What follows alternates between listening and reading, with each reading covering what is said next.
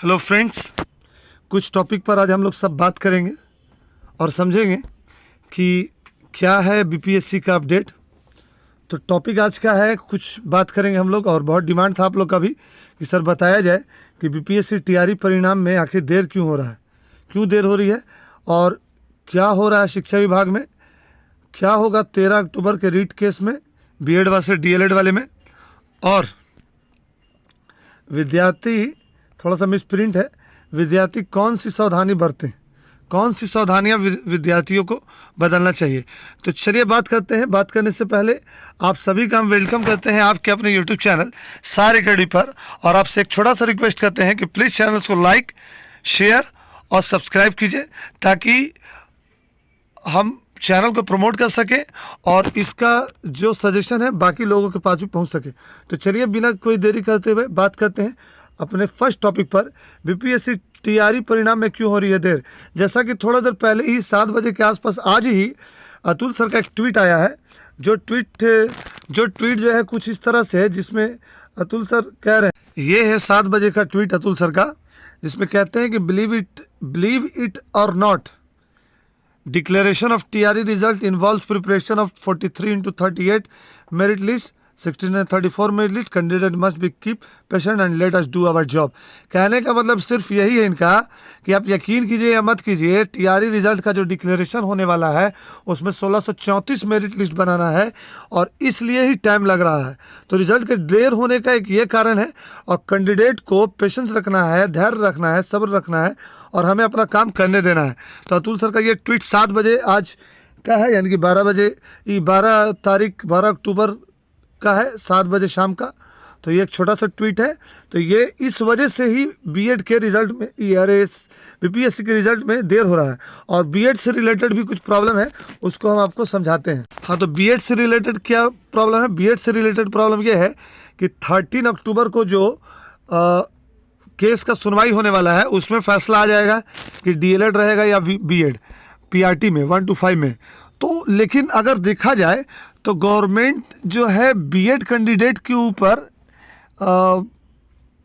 मतलब BEd candidate का सहारा लेकर के इस वैकेंसी को फंसाना चाहती है या फंसता हुआ दिख रहा है। लेकिन बीपीएससी अपने काम में लगी हुई है, जैसे कि आपको ट्वीट दिखलाया हमने कि ये किसी तरह से भी परिणाम दे देंगे। तो बीपीएससी अपना पूरा काम कंप्लीट कर रही है। लेकिन अगर आप केस खेलिएगा तो इसमें किसको फ़ायदा हो जाएगा? तो फ़ायदा हो जाएगा आपको, गवर्नमेंट को। तो प्लीज़ आप केस से बचिए, किसी तरह का किसी को चंदा मत दीजिए, चाहे वो डीएलएड वाले मांगे या बीएड वाले मांगे या कोई भी मांगे, उसमें चंदा नहीं देना है। और प्लीज़ वैकेंसी को क्लियर होने देना है ताकि अगला वैकेंसी आ सके और जिसका नहीं हो पा रहा है वो अगले वैकेंसी में अपीयर हो सके। तो कोशिश कीजिए कि केस से बचिए। कल जो भी फैसला है सब लोग मान ले और मान करके आगे की तरफ बढ़े। और फैसला हमेशा जीत की ही होती है, जो सही होगा उसी का होगा। तो और ये बात सही है कि हमेशा जो है हाई कोर्ट, सुप्रीम कोर्ट सब तरह का फैसला आ गया, फिर भी एक और बार। तो ये क्या हो रहा है? ये बहाली को फंसाने की पूरी कोशिश हो रही है। क्या हो रहा है शिक्षा विभाग में? शिक्षा विभाग में ये हो रहा है कि शिक्षा विभाग चाह रहा है कि थोड़ा सा इस बहाली को खींच लिया जाए। अगर खींच लिया जाएगा तो ये बहाली जो है, जो चुनाव आने वाला है उससे 1-2 महीना पहले कंप्लीट होगी। और जब कंप्लीट होगी तो ताज़ा तरीन रहेगा। और ताज़ा तरीन जब बहाली रहेगा तो जो नए जनरेशन वाले 18-19 साल के बच्चे हैं उनके गार्जियन क्या करेंगे? इनको वोट देंगे और ये अच्छे इससे वोट से जीतेंगे।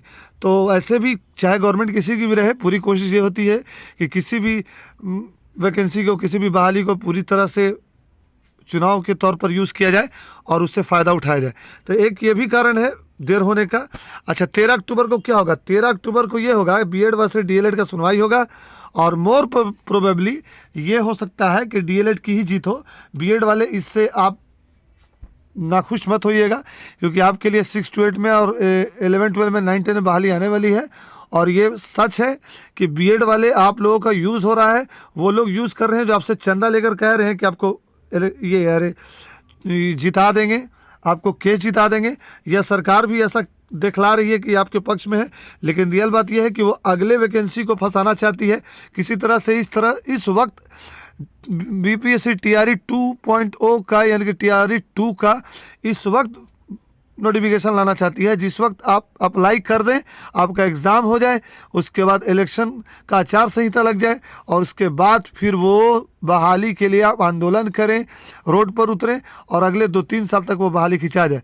लेकिन अगर अभी 10 से 15 दिन में अगर नोटिफिकेशन आ जाता है तो आपका एग्ज़ाम भी हो जाएगा और रिज़ल्ट भी लगभग आ जाएगा आचार संहिता लागू होने से पहले।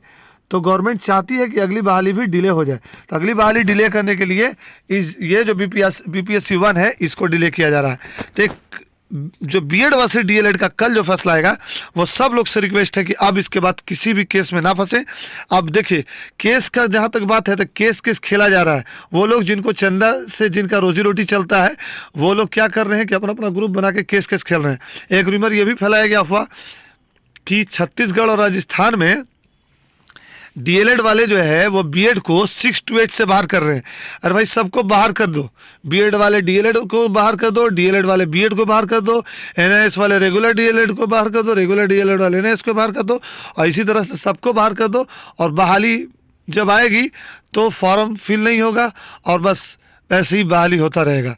अरे क्यों इस चक्कर में पड़े हुए? जो एलिजिबिलिटी आ गया उस पर अडिग रहो और सब लोग एक दूसरे का सपोर्ट करो, स्टूडेंट का सपोर्ट करे, क्योंकि आप स्टूडेंट हो। गवर्नमेंट ये कोशिश में है कि आपकी वैकेंसी को फंसा दिया जाए और आपको इसी तरह से उम्र पार होता रहे। तो प्लीज़ मेरा आप सभी से रिक्वेस्ट है कि प्लीज़ आप किसी भी तरह के केस के लिए किसी भी संस्था को, किसी भी ग्रुप को आप चंदा नहीं दें। और अगर किसी को ख़राब लग रहा है तो प्लीज़ आप कमेंट करके बताइए कि नहीं सर आप ये बात गलत बोल रहे हैं, और अगर सही बोल रहे हैं तो आप मेरा सपोर्ट कीजिए। अगर गलत भी बोल रहे हैं तब बताइए, हम कोशिश करेंगे कि अगले बार से ऐसी बात नहीं बोलें। विद्यार्थी क्या करें, कौन सी सावधानी बरतें? विद्यार्थी सबसे पहले तो अफवाह से बचें। नंबर 1 बात कि अफवाह से बचें, अफवाह से बच जाए वही बहुत है। अफवाह से बचें क्या भाई? तो एनआईएस वाले एनआईएस डीएलएड वाले बहाली से हुए बाहर तो हो गया केस, ऐसा कुछ नहीं है। डीएलएड वाले छत्तीसगढ़ और राजस्थान डीएलएड वाले ने किया केस, अब बीएड होगा वो 6 to 8 से ही बाहर, ऐसा कुछ नहीं है। वो यूट्यूब चैनल वाले जिनको सिर्फ व्यू और सब्सक्रिप्शन बढ़ाना है वो किसी भी तरह का ऑथेंटिफिकेशन दे देते हैं, किसी भी तरह का न्यूज़ दे देते हैं और अब उसके बाद वो देते रहते हैं, देखते रहते हैं। लेकिन आप नोटिस कीजिएगा, हम कभी भी जब तक ऑफिशियली अपडेट नहीं आता किसी भी तरह का वीडियो नहीं बनाते हैं। हमने अभी तक कट ऑफ का कोई वीडियो नहीं बनाया है, क्योंकि जब तक बीएड का पूरा मामला क्लियर नहीं होगा तब तक आप कट ऑफ के लिए कोई भी प्रिडिक्शन नहीं लगा सकते हैं। अब जितना भी प्रिडिक्शन लगा है, हाँ वो अलग सी बात है कि अगर वोटिंग हो करके हुआ है तो अलग सी बात है, यूट्यूब पर वोटिंग हुआ है तो वो अलग सी बात है। लेकिन जो कट ऑफ बनाया जा रहा है कि इतने सीटेट पास हुए 2019 में, फिर 20 में, फिर 21 में, फिर इतना बीपीएससी पास होंगे, फिर ऐसे होगा वैसे होगा तो इतना मेरिट बनेगा, तो 45 में ही हो जाएगा तो 60 मेरिट चला जाएगा, ऐसा कुछ नहीं है। जब तक बीएड का पूरा मामला A to Z फिनिश नहीं हो जाता है और जब तक रिजल्ट नहीं आता आप कट ऑफ के बारे में बात नहीं करें, क्योंकि ये नुकसान होगा।